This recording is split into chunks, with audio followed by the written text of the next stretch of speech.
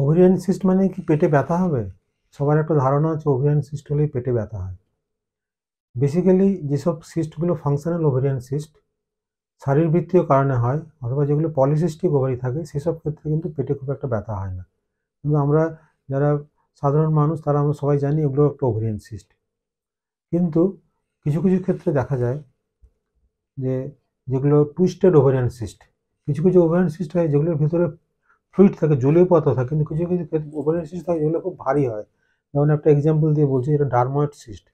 Dermoid সিস্টের ভিতরে usually চুল, নখ, দাঁত, এই আমাদের মাথার জিনিসপত্র সব কিছু থাকে, সিবাম মেটেরিয়াল থাকে, এটা খুব ভারী হয়। যদি কোনো কারণে টুইস্ট করে যায়, টুইস্ট করলে কিন্তু পেটের ভিতরে প্রচণ্ড ব্যথা হতে পারে, যেটাকে বলে টুইস্টেড ওভারিয়ান সিস্ট।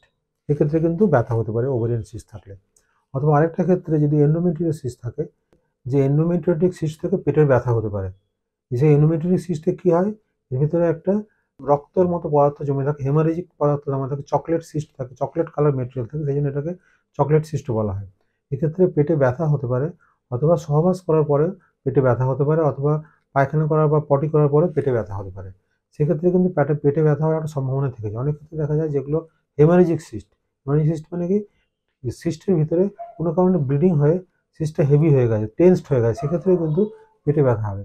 তাহলে আমরা কোন কোন ক্ষেত্রে পেটে ব্যথা হতে পারে? একটা হেমারেজিক সিস্ট হলে পেটে ব্যথা হতে পারে, এন্ডোমেট্রিয়াটিক সিস্ট থাকলে পেটে ব্যথা হতে পারে, অথবা টুইস্টেড ওভারিয়ান সিস্ট থাকলে পেটে হতে পারে, স্পেশালি ডার্ময়েড সিস্টের ক্ষেত্রে। এই জন্য এইসব ক্ষেত্রে হয়তো যদি খুব বেশি পরিমাণে পেটে ব্যথা হয়, সেক্ষেত্রে আমাদের ইমার্জেন্সি সার্জারি করার দরকার হতে পারে, এবং সেক্ষেত্রে আমরা সার্জারিগুলো সবই পেট না কেটে আমরা ল্যাপ্রোস্কোপির মাধ্যমেই করি। Thanks for watching. যদি আপনাদের চ্যানেলটা ভালো লাগে তাহলে আপনারা সাবস্ক্রাইব করবেন, অথবা কিছু জিজ্ঞাসা থাকলে আপনারা কমেন্ট বক্সে গিয়ে কমেন্ট করতে পারেন। ধন্যবাদ।